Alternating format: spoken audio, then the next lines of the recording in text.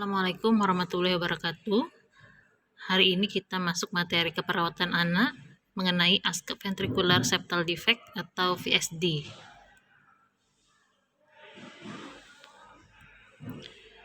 VSD ya merupakan kelainan jantung bawaan kongenital berupa terdapatnya lubang pada septum interventrikuler yang menyebabkan adanya hubungan aliran darah antara ventrikel kanan dan ventrikel kiri.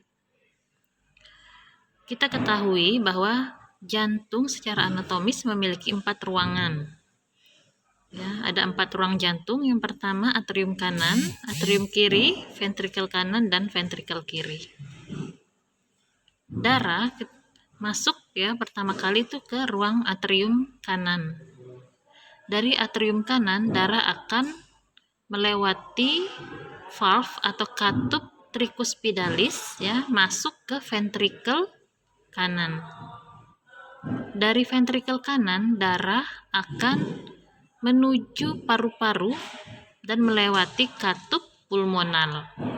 Pada kasus VSD ya terdapat septum ataupun lubang ya.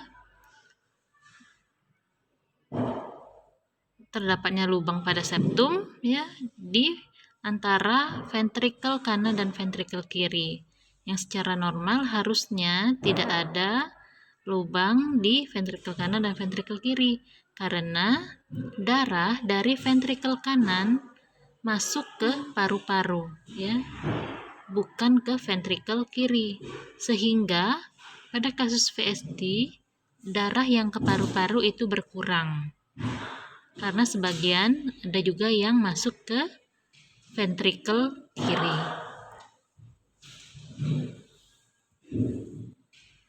Penyebab dari VSD sendiri itu ya ada faktor prenatal ya atau faktor eksogen. Di antaranya ibu menderita penyakit infeksi seperti rubella ya. Yang kedua, ibu alkoholisme. Jadi ibunya suka minum ya. Minum minuman keras ya. Kemudian umur ibu lebih dari 40 tahun. Nah, itu juga beresiko anak ya mengalami VSD ketika lahir. Kemudian ibu menderita penyakit diabetes mellitus ya yang memerlukan insulin. Kemudian ibu meminum obat-obatan penenang.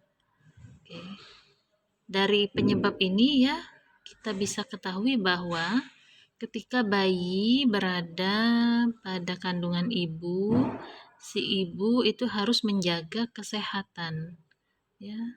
Menjaga dari penyakit yang berbahaya, terus pola hidup, kemudian gizi yang harus diperhatikan pada saat anak berada di dalam kandungan, dan tidak boleh meminum obat-obatan yang sembarangan, harus dengan resep dokter dan obat-obat yang indikasinya bisa dikonsumsi oleh ibu hamil ya. Kedua, faktor genetik ya merupakan faktor endogen. Yang pertama, anak yang lahir sebelum menderita penyakit jantung bawaan. Kedua, ayah atau ibu menderita PJB atau penyakit jantung bawaan. Yang ketiga, kelainan kromosom misalnya sindrom Down. Kemudian lahir dengan kelainan bawaan yang lain. Nah, ini merupakan penyebab dari VSD yang merupakan faktor genetik ya.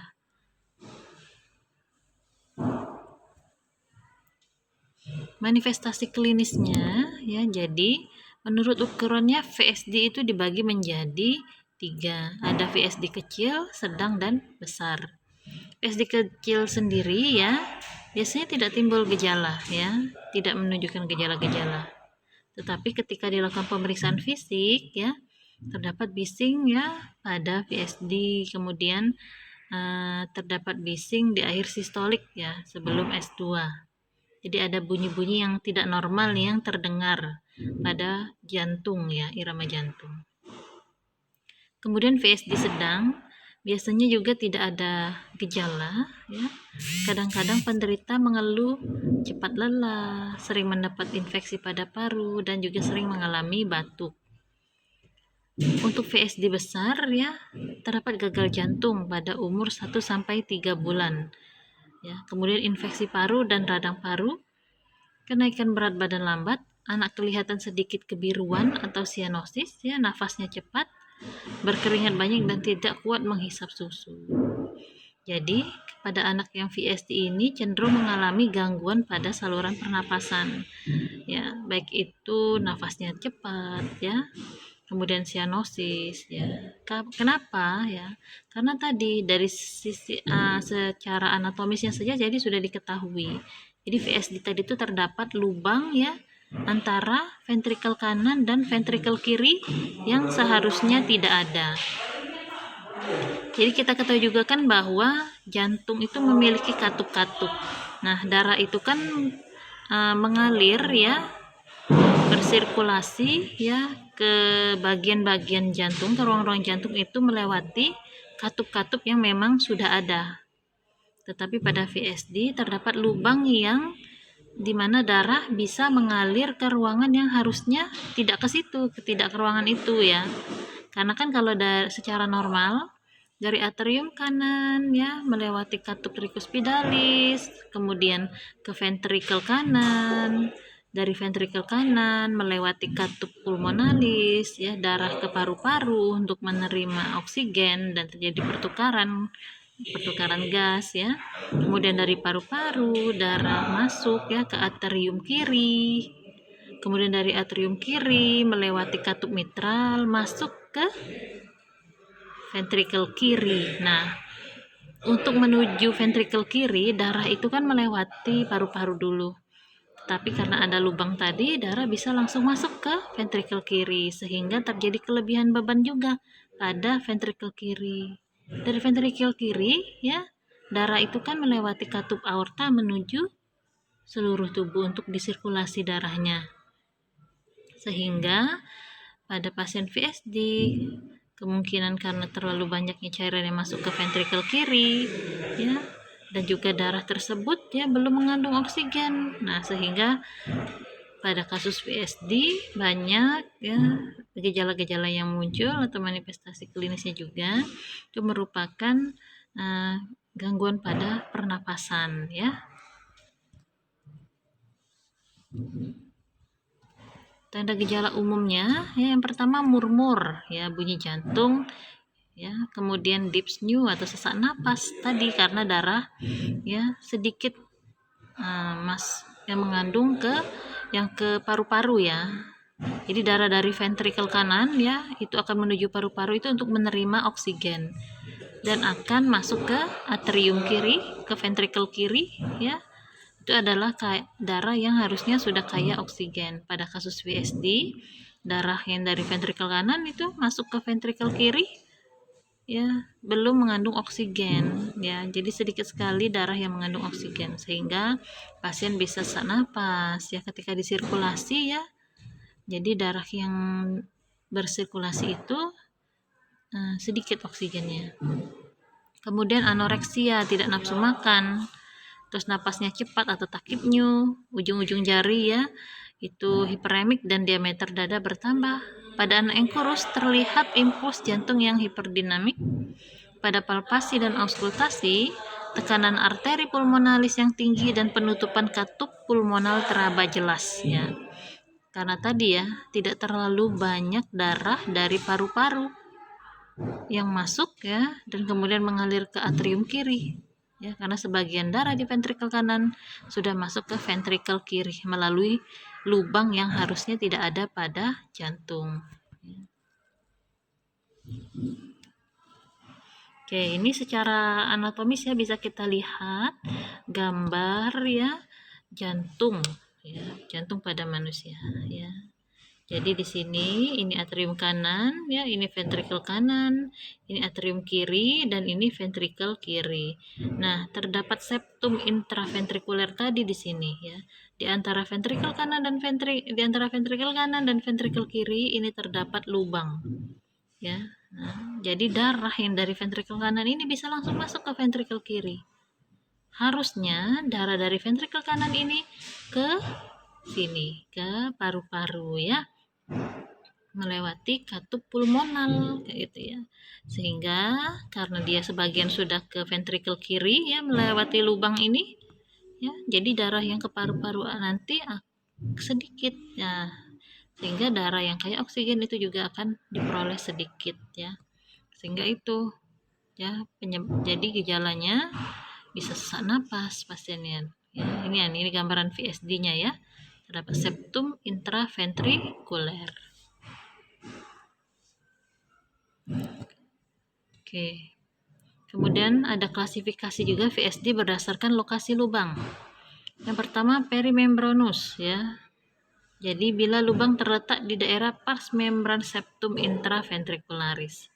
Yang kedua subarterial doubly commit ya.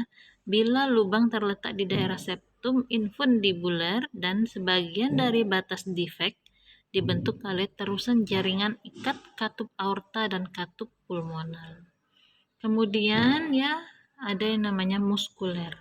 Bila lubang terletak di daerah septum muscularis interventrikuler. Ya. Tapi tetap di antara ventrikel kanan dan ventrikel kiri. Oke. Jadi pada pemeriksaan fisiknya ya VSD kecil, tadi kan ada bagian-bagian ya, ada VSD kecil, VSD besar, ya. Jadi pada pemeriksaan fisik diperoleh hasil, ya, ketika dipalpasi terdapat impuls ventrikel kiri jelas pada apex cordis, ya. Biasanya terdapat getaran bising pada SIC3 dan 4 kiri, ya. Ini menggunakan ini ya. Kemudian menggunakan stetoskop terdengar bunyi jantung yang biasanya normal, dan untuk defect sedang itu bunyi jantung 2 agak keras. Intensitas bising derajat 3 dan 6 ya, sampai dengan 6. Kemudian VSD besar ketika dilakukan inspeksi ya atau perabaan observasi ya, terdapat pertumbuhan badan jelas terhambat, pucat, banyak keringat bercucuran, ujung-ujung jadi hiperemik ya. Kemudian ketika diraba, dipalpasi ya, terdapat impuls jantung hiperdinamik kuat, terdapat getaran bising pada dinding dada.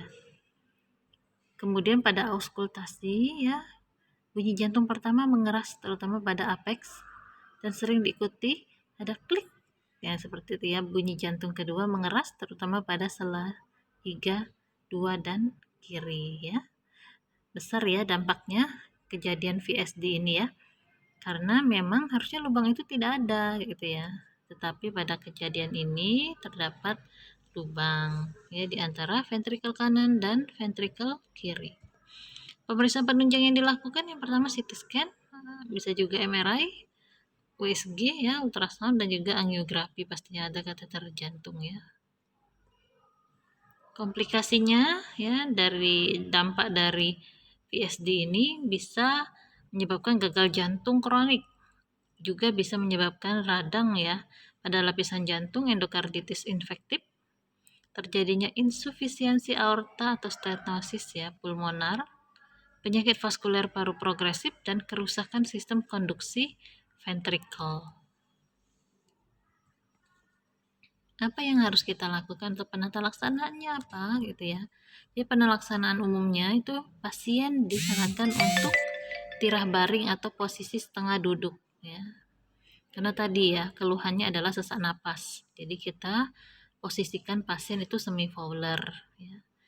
Kemudian penggunaan oksigen pasti itu ya utama ya, karena memang membantu pasokan oksigen sampai dengan ke perifer dan ke otak. Kemudian koreksi gangguan keseimbangan asam basa elektrolit, diet makanan berkalori tinggi, pemantauan hemodinamik ya, karena memang sirkulasi jantung pasti terganggu ya, sehingga harus diperhatikan hemodinamik ya. Kemudian hilangkan faktor yang memperberat misalnya demam, anemia, infeksi, dan juga penata laksanaan diet ya. Yang kedua bisa dilakukan pembedahan, misalnya operasi ya, kemudian dikasih antibiotik ya, penanganan gagal jantung jika terjadi operasi pada umur 2-5 tahun ya. Kemudian melalui operasi juga kita perbaiki ya defek septum ventrikelnya gitu ya, disatukan kembali. Kemudian tahanan parunya rendah, jadi operasinya ya disarankan operasi jika tahanan vaskuler paru rendah. Oke. Ya, semoga mengerti dari penjelasan Ibu ya. Kita akan memasuki bagaimana konsep dasar ASKUP-nya. Oke, jadi sebagai perawat kita melakukan pengkajian ya. Jadi bagaimana sih respon fisiologisnya ya? Karena tadi terjadi sianosis, kita pantau ya kebiruannya. Ya, kemudian aktivitasnya kita batasi ya karena dia butuh kalori yang tinggi. Kemudian kaji adanya komplikasi. Terus kita lihat lagi nih riwayat kehamilan, perkawinan, terus pemeriksaannya bagaimana seperti itu ya karena tadi berat badannya itu kan menurun ya, tanda-tanda vitalnya, jantung, nah juga itu. Kemudian kaji adanya tanda-tanda gagal jantung, misalnya napas cepat, sesak napas, retraksi dada ya terlalu kuat misalnya ya, terus bunyi jantung tambahan atau murmur, apakah ada bengkak pada tungkai dan juga terdapat perbesaran hati atau hepatomegali. Kemudian kaji adanya tanda-tanda hipoksia, ya kekurangan oksigen ya pada jaringan ya atau clubbing fingers. Kemudian kaji pola makan dan juga pertambahan berat badannya. Jadi selain diukur tanda-tanda vitalnya, dipantau juga cairannya, dipantau juga berat badannya ya, nutrisinya. Oke. Jadi dari hal-hal tersebut juga kita bisa ketahui diagnosa keperawatannya berarti kalau pasien VSD ini ya bisa terjadi penurunan curah jantung ya. Kemudian ketidakseimbangan nutrisi kurang dari kebutuhan tubuh dan gangguan pertumbuhan dan perkembangan. Jadi apa rencana keperawatan kita pada kasus penurunan curah jantung? Maka kita harus evaluasi adanya nyeri dada atau intensitas, lokasi, dan durasi nyeri dada. Ya seberapa sering, seberapa lama, ya di mana letak nyeri dadanya gitu ya. Tuh. Kemudian catat adanya tanda dan gejala penurunan cardiac output. Ya, harus hitung-hitungan ini ya. Kemudian monitor status kardiovaskuler, monitor adanya perubahan tekanan, dan monitor adanya dyspnea atau sesak nafas yang berat ya. Kemudian ketidakseimbangan nutrisi kurang dari kebutuhan tubuh. Apa yang harus kita lakukan? Yang pertama hindarkan kelelahan ya. Kemudian pertahankan nutrisi dengan mencegah kekurangan kalium dan natrium atau dengan memberikan zat besi.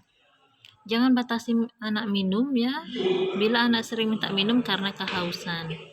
Kemudian berikan substansi gula untuk kalori dan ajarkan pasien bagaimana membuat catatan makanan harian. Jadi diajarkan kepada keluarga, pada ibunya bagaimana membuat catatan makanan harian untuk anaknya. Kemudian diagnosis yang ketiga tuh gangguan pertumbuhan dan perkembangan. Intervensinya apa? Monitor tinggi dan berat badan setiap hari. Kemudian izinkan anak untuk sering beristirahat dan hindarkan gangguan pada saat tidur. Jadi pasiennya ini mengalami mudah capek, mudah lelah seperti itu ya, karena kalorinya tadi berkurang. Ya, kemudian kaji faktor penyebab gangguan perkembangan anak. Berikan perawatan yang konsisten ya. Jadi kita harus fokus dan dorong anak melakukan perawatan sendiri ya kalau anaknya bisa ya. Kalau misalnya belum bisa dilakukan mandiri ya ibunya atau ayahnya yang membantu gitu ya. Terima kasih ya, itu saja materi untuk keperawatan ya. Nanti kita lanjutkan lagi, ada satu lagi materi ya. Oke, baik, terima kasih. Wassalamualaikum warahmatullahi wabarakatuh.